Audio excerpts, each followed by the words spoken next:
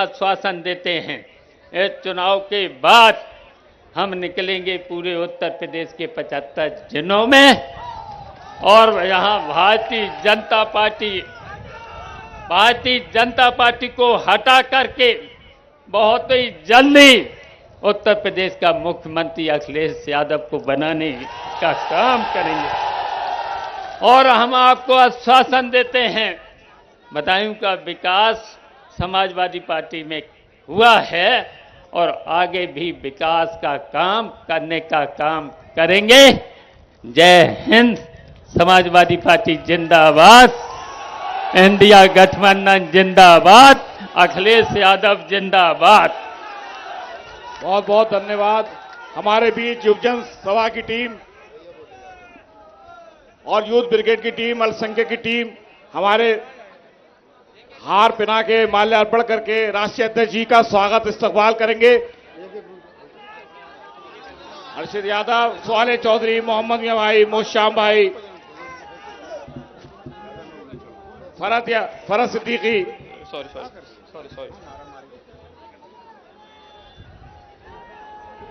अजमल भाई, जोरदार तालियों से हमारे नेताजी का स्वागत, राष्ट्रीय अध्यक्ष जी का।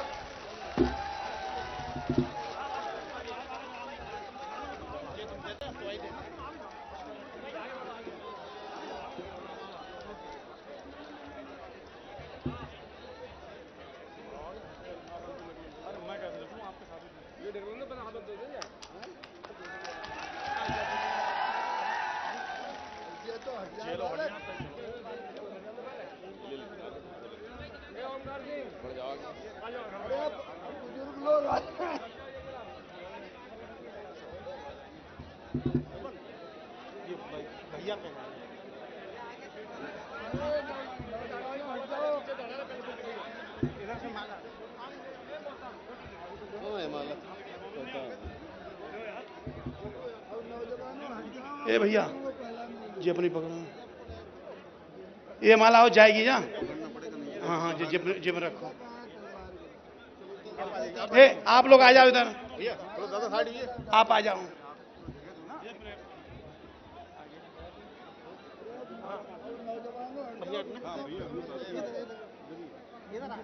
विधायक जी इधर हो ना।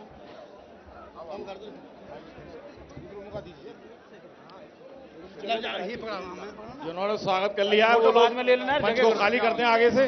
अंदर कोई है वहां पे महेंद्र है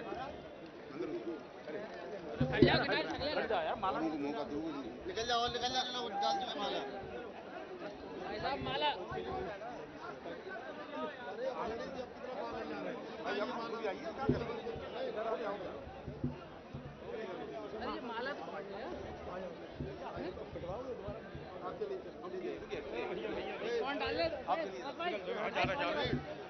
आप कैसा उतारते रहिए।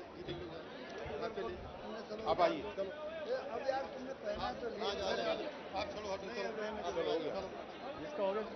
हमारे भैया आदित्य यादव जी राष्ट्रीय अध्यक्ष जी को तलवार भेंट करेंगे और हमारे चाचा शिवपाल सिंह यादव जी गदा भेंट करेंगे।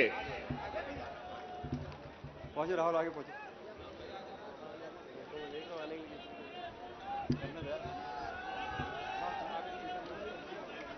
जिन लोगों ने स्वागत कर लिया है वो लोग स्टेज से पीछे को आ जाए।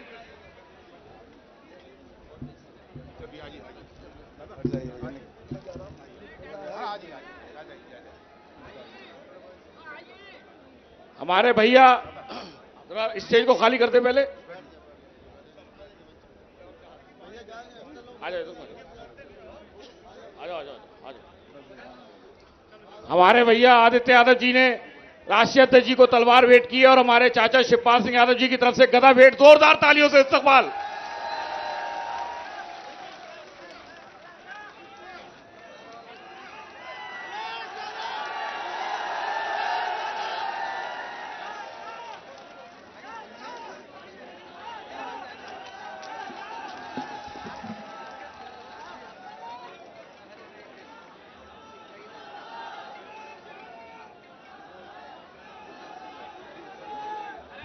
अब आप लोग स्टेज खाली कर दीजिए।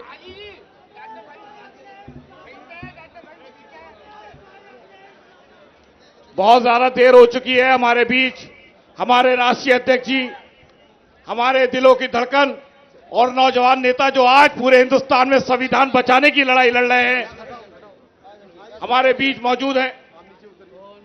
हमारे बीच मौजूद हैं। एक जोरदार नारा, अखिलेश यादव, समाजवादी पार्टी, मुलायम सिंह यादव अमर रहे। मुलायम सिंह यादव, मुलायम सिंह यादव। एक शेर के साथ मैं अपने राष्ट्रीय अध्यक्ष जी को बताना चाहता हूं, वतन की सरजमी को अमन का दर्पण बनाना है, जो शाखें नीम की हैं अब उन्हें चंदन बनाना है। हमें जल्दी निकालो मंदिर और मस्जिद के झगड़ों से, हमें अपने बच्चों के मुस्तकबिल को भी रोशन बनाना है। जनाब अखिलेश यादव।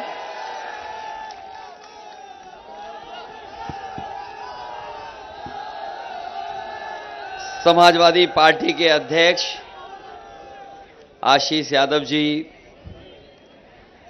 पार्टी के हमारे राष्ट्रीय महासचिव आदरणीय शिवपाल सिंह यादव जी, मंच पर उपस्थित यहां से कई बार चुने गए विदेश मंत्री आदरणीय सलीम इकबाल शेरवानी साहब, पूर्व विधायक आबिद रजा जी, वीरपाल सिंह यादव जी, ओमकार सिंह जी, ब्रजेश विधायक भूपेंद्र सिंह दद्दा जी, आज हमारे साथ ताकत बढ़ाने के लिए और समर्थन देने के लिए आए हाजी बिट्टन जी, श्रीमती लक्ष्मी गौतम जी, सुंदरलाल लोधी, किरणपाल मांगेराम कश्यप जी, श्रीमती सादाब फातिमा जी, डॉक्टर ओमकार सिंह जी, लक्ष्मण यादव, सचिन गुप्ता, सतीश प्रेमी जी, समाजवादी पार्टी के वरिष्ठ नेता विधायक ओम प्रकाश सिंह जी, हाजी रईस साहब, हाजी अजमल जी से लेकर के बहुत सारे हमारे सभी समाजवादी साथी जो मंच पर हैं, जो दूसरे मंच पे दिखाई दे रहे हैं, हमारे सभी जिम्मेदार नेता कार्यकर्ता,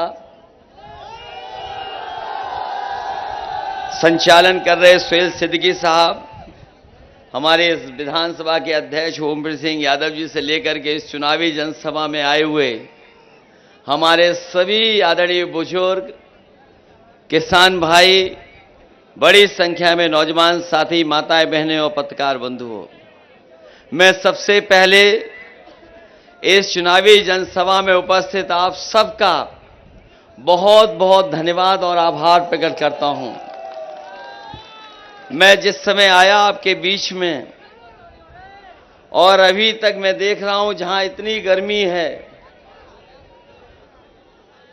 और लोगों से भरा हुआ मैदान हमें दिखाई दे रहा है चारों तरफ, ये जो जोश और उत्साह ये बता रहा है कि इस बार बदायूं की जनता ने मन बना लिया है, न केवल जिताने का काम आप लोग करेंगे बल्कि आदित्य यादव को रिकॉर्ड मतों से यहां जिता करके भेजेंगे।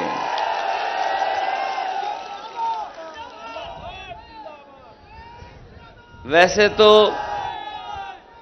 तोते उड़ने वाली बात आ गई है सामने, तोते जब उड़ेंगे तब उड़ेंगे, लेकिन मुझे पता है कि दिल्ली वाले भी बदायूं आए हुए हैं और उनके पास सब सूचना और जानकारी का तंत्र है। जब उड़ेंगे तब उड़ेंगे, लेकिन उनके तो आज ही तोते उड़ गए होंगे आपकी जानकारी करके। हम लोग सब जितने मंच पे साथी बैठे हैं वो आदित्य यादव जी के लिए वोट मांगने आए हैं।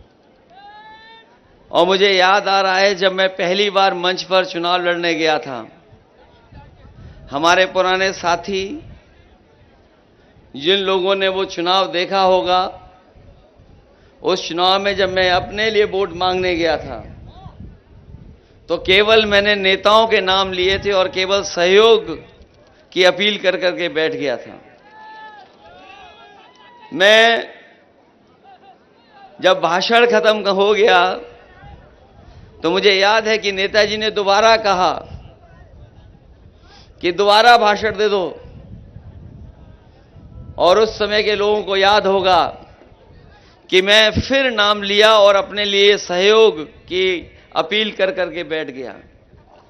लेकिन मैं देख रहा हूं आज आदित्य यादव को आप लोगों ने, बदायूं के लोगों ने नेता पहले ही बना दिया। ये इनका लोकसभा का पहला चुनाव है। ये पहला चुनाव लड़ने आए हैं आपके बीच में। यहां का नौजवान, यहां का बुजुर्ग, यहां का किसान भाई, यहां उपस्थित जितने साथी हैं, सब इनकी मदद करना, एक एक वोट देकर के इनको जिताने का काम करना। ये बदायूं की धरती ने हमेशा संदेश दिया है और ये ऐसी धरती रही है जहां पर न केवल उत्तर प्रदेश बल्कि देश और दुनिया को संदेश देने का काम इस धरती से हुआ है। यहां की गंगा जमुनी तहजीब को लेकर के ये जो हमारी मिली जुली संस्कृति है, ये मेल मिलाप का हमारा जो समाज बना है, इसकी पहचान बहुत अलग दिखाई देती है। जहां तक चुनाव का सवाल है, जो लोग चुनाव को देख रहे होंगे वो जानते होंगे ये भारतीय जनता पार्टी के लोगों ने और भारतीय जनता पार्टी के लोग संविधान और हमारी आपकी जान के पीछे पड़े हुए हैं। एक तो ये संविधान बदलना चाहते हैं और दूसरा वो कोविड वाली बात आपके सामने आ गई होगी कि जो उन्होंने वैक्सीन लगवाई और सबसे कहा कि सब वैक्सीन लगवा लो, सबने लगवाई, लेकिन शायद हमारे जैसे कुछ साथी होंगे जिन्होंने नहीं लगवाई होगी। लेकिन सोचो, जिन्होंने वैक्सीन लगवा ली होगी वो जब सर्टिफिकेट देखते होंगे तो क्या गुजरता होगा उन पर। और अब तो जिन्होंने वैक्सीन लगवाई और जो सर्टिफिकेट देखते होंगे वो लोग भी इस बार निकल पड़ेंगे भारतीय जनता पार्टी के खिलाफ मतदान करने के लिए, क्योंकि ये तो आपदा में अवसर ढूंढ रहे थे। याद है कि नहीं याद है? ये भारतीय जनता पार्टी के लोग कहते थे आपदा में अवसर होता है, और जो उन्होंने इलेक्टोरल बॉन्ड की वसूली की है, शायद दुनिया में भी कोई ऐसा राजनीतिक दल नहीं रहा होगा जिसने इतने बड़े पैमाने पर वसूली की होगी। बड़े बड़े उद्योगपति, बड़े बड़े कारोबारियों से तो ले लिया पैसा इन्होंने। ईडी, सीबीआई, इनकम टैक्स का डर दिखा करके, लेकिन जो लंबी सूची आई है उसमें पता लगा है कि जिन कंपनियों ने वैक्सीन दी थी उन लोगों से भी इन्होंने चंदा वसूल लिया। तो न केवल संविधान को खतरा इनकी सरकार से, बल्कि इनके फैसलों से जान को भी खतरा है। और पिछले 10 साल में जितनी भी इन्होंने बातें की हैं सब झूठी बातें, और वादे भी झूठे निकले इनके। हमारे किसान भाई होंगे, याद होगा उनको, यही दिल्ली वाले आते थे और कहते थे हम किसानों की आय दोगुनी कर देंगे, और किसानों ने मेहनत की, किसानों ने तैयार हो गई अपनी फसल। जो आज के समय में लागत है वो लागत बढ़ गई। लेकिन बताओ, यहां तो सब किसान और किसान से परिवार के जुड़े लोग हैं। अगर किसी की भी आय दोगुनी हो गई हो तो बता दो। जब आय दोगुनी नहीं हुई, और बीच में आपको याद होगा, आपको कि इन लोगों ने काले कानून लाने का काम किया, और वो अगर काले कानून आ गए होते तो हमारा किसान और किसान की पैदावार उद्योगपतियों के हाथ में चली जाती। यही इसी देश के किसान जाकर के दिल्ली पे धरने पे बैठ गए, सालों साल बैठे रहे, लेकिन जब चुनाव उन्हें लगा कि वो चुनाव उनका हार जाएंगे या डगमगा जाएगा चुनाव, उन्होंने तीनों काले कानून वापस ले लिए। कानून वापस लेकर के ये फैसला नहीं लिया कि एमएसपी मिलेगी। हम अपने किसान भाइयों को आज कहना चाहते हैं, जो लोग ये नारा दे रहे हैं विकसित भारत बनेगा, हमारा देश विश्व गुरु बनेगा, हम बीजेपी के लोगों से कहना चाहते हैं, जिस दिन हमारे किसानों को जो कानूनी अधिकार है एमएसपी का, जिस दिन सरकार दे देगी, उसी दिन हमारा किसान तो खुशहाल होगा ही होगा, हमारा देश भी विकसित देश बनने की राह पे चल देगा। जहां इन्होंने विकसित यात्रा को गांव-गांव पहुंचाया था, अगर हमारे किसान भाई और जो प्रधान लोग बैठे होंगे यहां, अगर प्रधानों ने न सहयोग और मदद की होती तो इनके गांव में भी विकसित भारत के कोई कार्यक्रम नहीं हो पाते। और जब इन्हें वोट चाहिए था तो ये राशन दे रहे थे, और राशन में रिफाइंड तेल और न जाने क्या क्या दे रहे थे, नमक। और आज क्या दे रहे हैं आपको?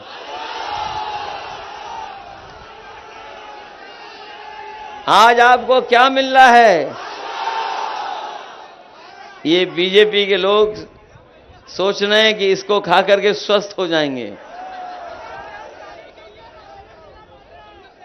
बताओ, राशन, और बीजेपी के लोग कहते हैं कि हमने 80 करोड़ लोगों को राशन बंटवा दिया, और दूसरी तरफ कह रहे हैं कि हम गरीबी रेखा से लोगों को बाहर निकाल रहे हैं।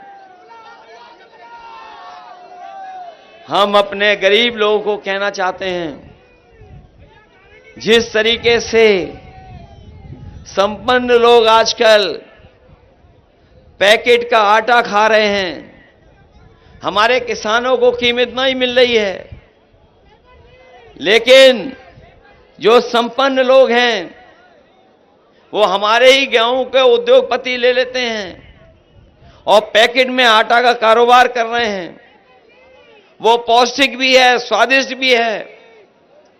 जहां हम लोग राशन भी देंगे, गुणवत्ता के साथ राशन भी देंगे, वहीं समाजवादी पार्टी ने ये तय किया है कि अपने गरीबों को पौष्टिक आटा के साथ साथ डाटा फ्री भी देने का काम करेंगे। जहां आटा स्वादिष्ट और पौष्टिक मिलेगा, स्वाद बेहतर होगा, वहीं आजकल बहुत सी चीजें डाटा के माध्यम से हम लोगों की हल हो रही हैं। बिना डाटा के तो आजकल कुछ चल ही नहीं पा रहा है। जब ये कंपनियां फोन दे रही थी तो उस समय सब कुछ फ्री था। जब सबके हाथ में चला गया तो कीमत वसूल रहे हैं, और आज इसके माध्यम से हर जानकारी हासिल हो रही है, सरकारी योजनाएं पहुंच रही हैं। सरकारी योजनाओं के साथ साथ अगर आपको जानकारी हासिल करना चाहते हो, इसके न केवल इससे हमारा बाजार चल रहा है, बल्कि हमारा जीवन भी आसान कर दिया। इसलिए समाजवादियों ने कहा है कि स्वादिष्ट और गुणवत्ता के साथ पौष्टिक आटा तो देंगे ही देंगे, लेकिन अपने लोगों को डाटा देने का भी काम करेंगे। जहां किसान भाई कर्ज में डूब रहे हैं, और बीजेपी की सरकार में, पिछले 10 साल की सरकार में 1 लाख किसानों ने आत्महत्या की है। ये बीजेपी वाले बताएं कि उन्होंने 10 साल में उद्योगपतियों का साथ दिया कि किसानों का साथ दिया। अगर उन्होंने किसानों का साथ दिया होता तो 1 लाख किसान को आत्महत्या नहीं करनी पड़ती। जब कर्ज माफी की बात आई तो इन्होंने हमारे किसानों का कर्ज माफ नहीं किया, बड़े बड़े उद्योगपतियों का कर्ज माफ किया, बड़े बड़े जो कारोबारी हैं उनका कर्ज माफ किया, जो इनके खासम खास लोग थे उनका कर्ज माफ किया। हम अपने किसान भाइयों को कह करके जा रहे हैं कि इंडिया गठबंधन ने तय किया है कि जब भी सरकार में आएंगे तो अपने किसानों का पूरा कर्ज माफ होगा। और इसलिए कर्ज माफ होगा क्योंकि ये उद्योगपतियों का, कारोबारियों का कर्ज माफ कर रहे हैं। इन बीजेपी वालों को गरीबों का कर्ज माफ न करना पड़े तो नियम बनाया था कि 5 करोड़ से ऊपर जिसका कर्ज है उसका बैंक से माफ होगा। वो जानते थे कि अगर लाखों में कर्ज माफ करना पड़ेगा तो हमारे किसानों की भी गिनती आ जाएगी। इन्होंने जो नियम बनाया वो ये नियम बनाया कि 5 करोड़ से ऊपर जिसने कर्ज लिया है उसका कर्ज माफ होगा। लेकिन हमारे यहां सब लोग जानते होंगे, जो यहां पर मौजूद होंगे, उनका कर्ज लाखों में होगा, करोड़ों में नहीं होगा। इसलिए अगर वो 16 लाख करोड़ बड़े बड़े उद्योगपतियों का माफ कर सकते हैं तो लाखों का कर्ज हम लोग किसानों का माफ कर करके उनको खुशहाल बनाने का काम करेंगे। जहां एक तरफ हमारा किसान महंगाई से लेकर के परेशानियों का सामना करना पड़ रहा है उसको, वहीं हमारे नौजवानों के हाथ में कुछ है ही नहीं। जो कुछ ये पा सकते थे वो सरकार ने छीन लिया। यही नौजवान जो तैयारी कर रहे थे, मेहनत कर रहे थे, कोचिंग कर करके परीक्षा देने की तैयारी कर रहे थे, इन्होंने लगातार मेहनत की और जब परीक्षा देने जाते थे और जब घर लौट करके आते थे तो पता लगता था कि परीक्षा का पेपर लीक हो गया। और परीक्षा का पेपर एक लीक नहीं हुआ है, अगर पूरे पेपर गिनोगे तो अभी तक 10 से ज्यादा पेपर लीक हुए हैं। 10 से ज्यादा पेपर लीक हुए। और ये जो पुलिस भर्ती हुई थी अभी, जिसमें सरकार ने कहा कि हमने इंतजाम किया है, सुरक्षा दी है, सब कुछ बेहतर कर दिया है, 2 दिन परीक्षा चलाई, लेकिन जब बच्चे घर पर लौट करके आए तो उन्हें पता लगा कि पेपर लीक हो चुका था। कुछ लोगों को पूरे के पूरे नंबर मिल जाएंगे और अगर वो परीक्षा नहीं कैंसिल होती तो हो सकता था 8 या 10 लाख बच्चे ऐसे होते जिन्हें 100 में 100 नंबर मिल जाते। तो सरकार के सामने संकट था कि जब 100 में से 100 नंबर आ जाएंगे तो बताओ उनको नौकरी कैसे देंगे। वो पेपर भी लीक हुआ और हमारे बच्चों का भविष्य अंधकार में डाल दिया। ये बीजेपी वालों को हम गणित बता दें कि जहां अगर 60 लाख बच्चों का पेपर लीक हुआ है और केवल उनके मां बाप को जोड़ दें अगर, तो एक परिवार में 3 सदस्य इस सरकार के खिलाफ हैं, 3 वोट। और अगर 60 लाख हैं लोग ऐसे तो 60 लाख का गुणा 3 से तो वो 1 करोड़ 80 लाख। और यही 1 करोड़ 80 लाख अगर 80 लोकसभाओं से भाग दे देंगे तो कोई लोकसभा ऐसी नहीं है जहां पर 2,25,000 वोट इनके खिलाफ न पड़ने जा रहा हो। तो बताओ ये बचेंगे कैसे? बताओ एक लोकसभा में अगर 2,25,000 वोट कम हो रहा हो केवल नौजवानों की वजह से, तो बताओ ये बचेंगे कैसे? इसीलिए आपने देखा होगा पहले कह रहे थे 400 पार,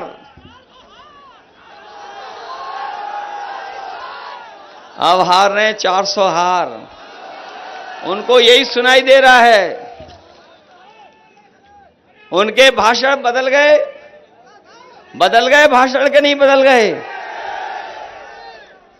उनके भाषणों में हार के रुझान आने लगे हैं। हार का रुझान आ गया उनके भाषणों में। और कई लोग तो ऐसे हैं, बड़े दिल्ली वाले तो दिल्ली वाले, लेकिन लखनऊ वाले तो चाचा जी को याद करते हैं। जब वो परेशानी में फंस जाते हैं, जब उन्हें कुछ समझ में नहीं आता है, हमने तो और आपने देखा होगा विधानसभा में उनके उल्टे पुल्टे जवाब आपने सुने होंगे। एक बार ये आरोप लगा रहे थे सदन में कि 46 में 56 एसडीएम यादव हो गए। हम लोग खड़े होकर के पूछे कि बताओ मुख्यमंत्री जी वो 46 में 56 वाली सूची कहां है? उस दिन से लेकर के आज तक बताओ वो सूची क्या जारी की इन्होंने? क्या जारी कर पाए वो लोग? और फिर कहां चले जाते हैं वो? फिर वो चाचा को ढूंढते हैं। उनका आपने वो योगा वाला भी देख लिया होगा, कहते थे 4 बजे सो के उठ जाते हैं। जो व्यक्ति 4 बजे सो के उठता हो और जब योगा करने के लिए कैमरा टीवी लगाओ तो बताओ एक टांग पे नहीं खड़ा हो पाता हो? और किसने कहा था कि एक टांग पे खड़े हो? लोम अलोम कर लेते तो नहीं पकड़े जाते। बताओ पकड़े गए कि नहीं पकड़े गए? ये बहुत अलग तरह के लोग हैं। अब इनकी नजर संविधान पर पड़ी है, संविधान को बदलने की। लेकिन जनता ने भी मन बना लिया है कि जो संविधान बदलने की बात करेंगे उन्हें वो सरकार से बदल देंगे। जो लोग डबल इंजन वाले थे, बड़ी बड़ी होर्डिंग लगा रहे थे डबल इंजन की, ये जो डबल इंजन वाले लोग हैं, होर्डिंग देखना बड़े बड़े शहरों में लग गई होंगी। होर्डिंग लगी हैं, बड़ी बड़ी होर्डिंग लगी थी। बरेली में देखा, और जगह देखा, हो सकता बदायूं में भी लगी हो। जो डबल इंजन वाले थे उनका एक इंजन पहले से ही गायब है, केवल एक इंजन बचा है। उसको बदायूं वाले वोट डाल करके हटा देंगे। ये संविधान बदलना चाहते हैं, और न केवल संविधान बल्कि हमारे नौजवान में देख रहा था, जिनकी बाजुओं में ताकत होती है वही खंबे पर चढ़ पाते हैं। अगर इन नौजवानों को दौड़ने का मौका मिल जाए, नौकरी करने का मौका मिल जाए, तो वो खंबे थोड़ी चढ़ेंगे, नौकरी करने जाएंगे। बताओ ये नौकरी कैसी नौकरी दे दी फौज की इन्होंने? ये अग्निवीर जो नौकरी है 4 साल की, हम नौजवानों को कह करके जा रहे हैं कि हम कभी स्वीकार नहीं कर रहेंगे इस नौकरी को, और जब भी सरकार में आएंगे तो पहले जैसी नौकरी जो पक्की नौकरी होती थी, जिसमें वर्दी और पेंशन और सम्मान मिलता था, वही नौकरी करने का काम करेंगे। ये खाकी वर्दी वाले कभी कभी गुस्सा दिखाते हैं हम लोगों पर। ये खाकी वर्दी वाले भी कभी कभी गुस्सा दिखाते हैं। ये लोग भी समझ लें कि बीजेपी अगर दोबारा सरकार में आ गई तो इनकी 3 साल की नौकरी हो जाएगी। ये सोचते हैं ये कैसे हो जाएगा। कभी कभी पत्रकार साथी पूछते हैं ये कैसे हो जाएगा। मैं उनसे पूछता हूं, बताओ आपको पता था कि फौज की 4 साल की नौकरी हो जाएगी? क्या आपको पता था आधी रात आकर के नोट बंद हो जाएंगे? क्या आपको पता था? तो सोच लीजिए आप लोग भी कि फौज की 4 साल की नौकरी और हमारे खाकी पहनने वाले भाई लोगों की 3 साल की नौकरी। ये जो सरकारी विभागों में आउटसोर्स की नौकरी है, क्या ये आधी अधूरी नौकरी नहीं है क्या? ये नौकरी आधी अधूरी नहीं है क्या? जब चाहते तब निकाल देते हैं, कॉन्ट्रैक्ट पे लेकर के नौकरी। और यही नहीं, क्योंकि ये संविधान में जो हमें हक और सम्मान मिला है, संविधान जो हमें अधिकार देता है, उसको छीनने का नया तरीका निकाला है। जो चीजें सरकारी थी उनको बेच रहे हैं, उनको प्राइवेट हाथों में लेकर के ले जा रहे हैं। सोचिए अगर वो प्राइवेट हाथों में चली जाएंगे तो क्या हमें और आपको आरक्षण मिलेगा क्या? ये जो हवाई जहाज वाली कंपनी थी सरकार की, विभाग की, जिसमें 1 लाख के लगभग लोग नौकरी पाते थे, अगर 1 लाख नौकरी सरकारी होती थी तो हमारे पीडीए परिवार के न जाने कितने परिवारों के बच्चों की नौकरी लग जाती थी। ये पीडीए परिवार को धोखा दे रहे हैं। अभी तो जहाज वाली कंपनी बेची इन्होंने, रेलवे भी बेचना शुरू कर दिया है, LIC भी बेची है इन्होंने, पानी के जहाज वाली जो बंदरगाह वो बेच दिए, और बहुत सारी बड़ी बड़ी संस्थाएं जो हमारी टेलीफोन कंपनियां थीं उनको बेच दिया। डिफेंस को भी प्राइवेट हाथों में दे रहे हैं। तो सोचो जब सब निजी हाथ में चला जाएगा तो बताओ हमारे और आपके आरक्षण और नौकरी का क्या होगा? बताओ ये संविधान को मिटा रहे हैं कि नहीं मिटा रहे हैं? अगर समुद्र मंथन कभी एक समय हुआ था इस धरती पर, तो ये 2024 संविधान मंथन होने जा रहा है। एक तरफ वो लोग हैं जो संविधान के भक्षक हैं, और ये जो मैदान में खड़े लोग हैं वो सब संविधान के रक्षक लोग हैं। हम संविधान को बचाने का काम करेंगे। क्या ये हमें और आपको नहीं दिखाई दे रहा? ये जो प्राइवेट कंपनी उसमें आरक्षण नहीं है, इनमें नौकरियां आरक्षण के तहत नहीं मिलती हैं। और आज का नौजवान तो पढ़ा लिखा है, जानकार है, टाइप कर करके देख लेना। जो प्राइवेट कंपनियां हैं अगर 10 लाख नौकरी देते हैं तो हमारे आपके पीढ़ी परिवार के उसमें कोई शामिल नहीं दिखाई देगा। इसलिए धोखा मिल रहा है कि नहीं मिल रहा धोखा? सोचो, हमारे देश के इतने बड़े पैमाने पे नौजवान बेरोजगार है। कल ही आपने अंतर्राष्ट्रीय लेबर डे मनाया और याद किया मजदूरों को। जो रिपोर्ट आई थी उसके माध्यम से कहते हैं कि 83% नौजवान बेरोजगार है भारत में। सोचो, 83% जिस देश का नौजवान बेरोजगार हो, वो देश कैसे खुशहाल होगा, कैसे विश्वगुरु बनेगा? इसलिए जहां हमारे आपके सामने संविधान बचाने का ये चुनाव है, वहीं हमें संविधान में दिए हुए अधिकार उनके बचाने का चुनाव है। यही संविधान है जो हमें न्याय का रास्ता दिखाता है, और यही संविधान है जो हमारे आपके संजीवनी है, जो जीवन देता है और आगे बढ़ने का हमें हक देता है, बराबरी का हक देता है। ये लोग हैं जो संविधान को भी खत्म करना चाहते हैं। इसलिए संविधान बचाने का भी चुनाव है। इसलिए संविधान बचाओगे आप कि नहीं बचाओगे?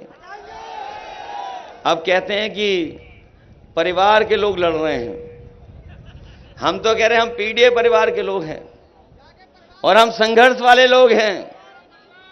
और अगर बीजेपी को इतना ही परिवार बुरा लगता है तो वो संकल्प लें और कसम खाएं कि किसी परिवार वाले को वो टिकट नहीं देंगे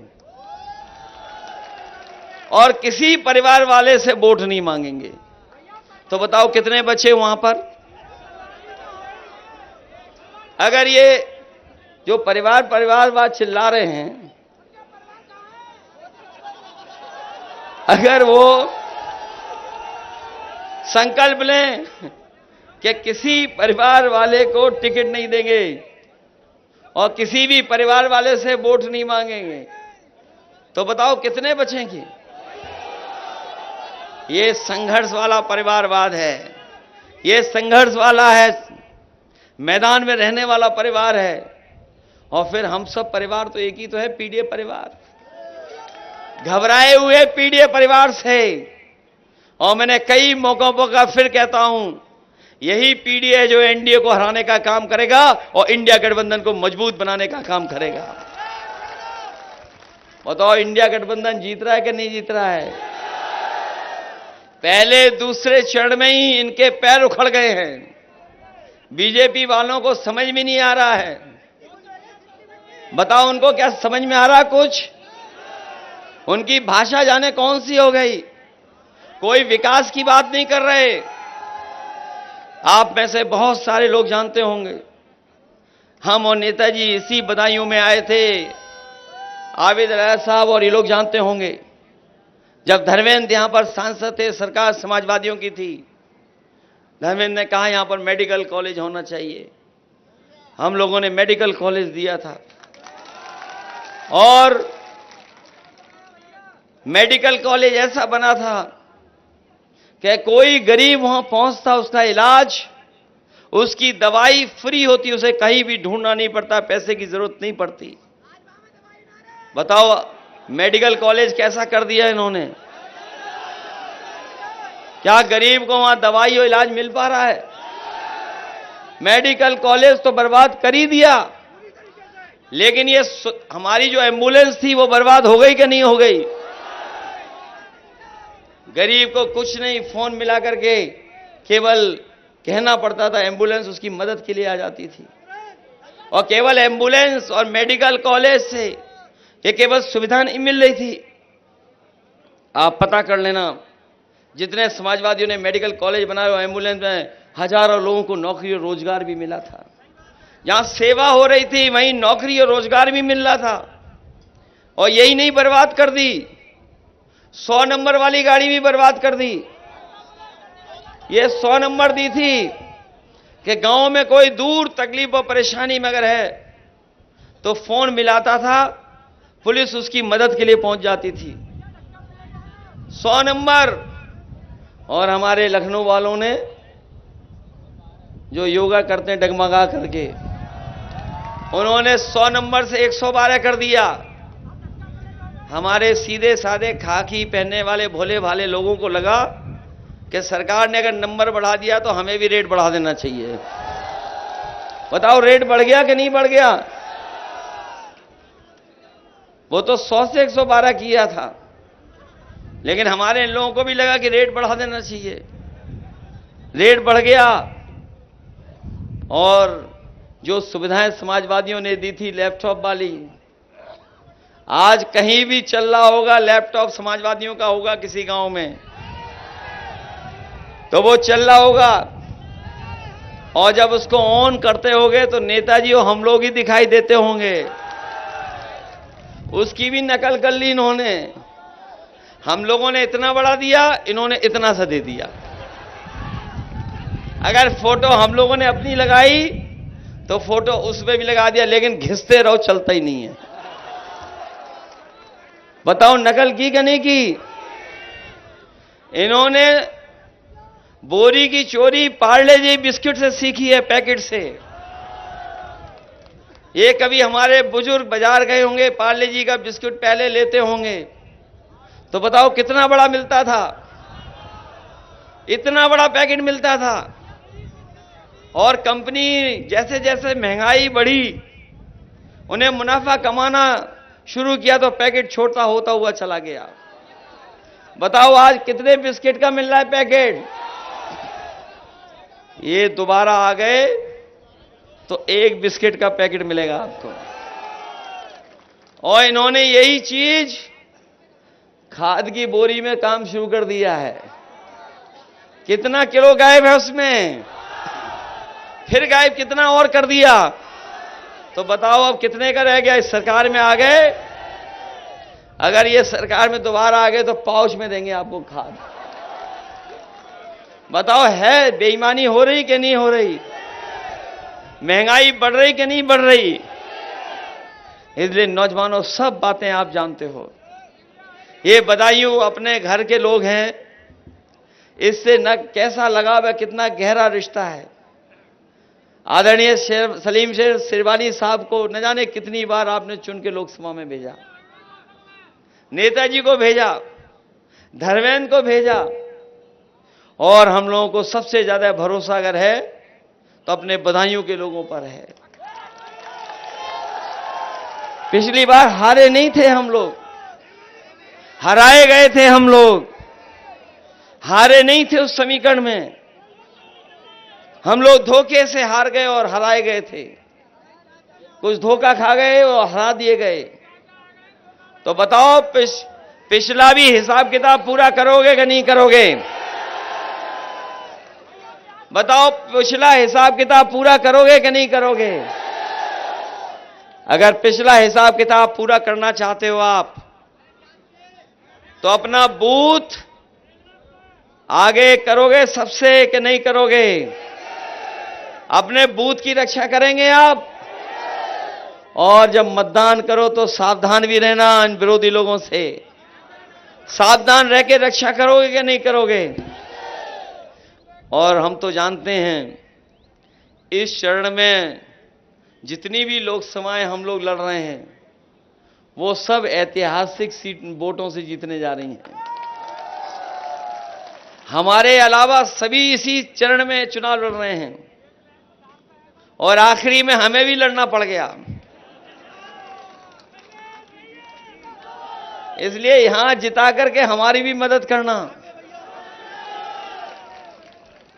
और ये तो जो आपका विकास रुका पड़ा था, ये जो आपका विकास रुका पड़ा है, जो काम नहीं हो पा रहे, हमें याद है कि धर्मेंद्र हमेशा कहते थे 4 लेन सड़क बननी चाहिए। याद है कि नहीं याद है? अब आपको किसी से कहना नहीं पड़ेगा, चाचा अपने आप सड़क बना देंगे। बताओ, बदायूं में सब चौड़ी चौड़ी सड़कें हो गई कि नहीं हो गई? और हमारे ये बदायूं शहर वाले जानते होंगे तार अंदर हो गए कि नहीं हो गए? और ये जो बिजली मिल भी रही है, जो आपके सब स्टेशन बने हैं, ये बीजेपी वालों के नहीं है, सब समाजवादियों के हैं। और कभी 7 साल में मुख्यमंत्री जी के मुंह से कभी सुना बिजली के कारखाने का नाम? हम लोगों ने तो कई बार पूछा, कई बार कहा कि बोल दो एक बार। हमने कहा कि बोल दो 3x660 super critical thermal plant. आज तक नहीं बोला। बताओ, कभी बोला उन्होंने? ये जो बिजली आपको मिल रही है सब समाजवादियों की देन है। इन्होंने कोई बिजली नहीं बनाई और केवल ऐसा बिजली का बिल आता है कि सबको करंट लग रहा है। मीटर लगवा दिए, सब मीटर लगवा दिए। और ये जो गंगा एक्सप्रेसवे बन रहा है, ये अच्छा है, गंगा एक्सप्रेस चलो बना जा रहा है, लेकिन आगरा लखनऊ से अच्छा नहीं बना पा रहे हैं। हम अपने बदायूं को लोगों को कह के जा रहे हैं कि एक कोई था, उसने मोड़ दिया, जाने कहां ले गया एक्सप्रेसवे। वो फर्रुखाबाद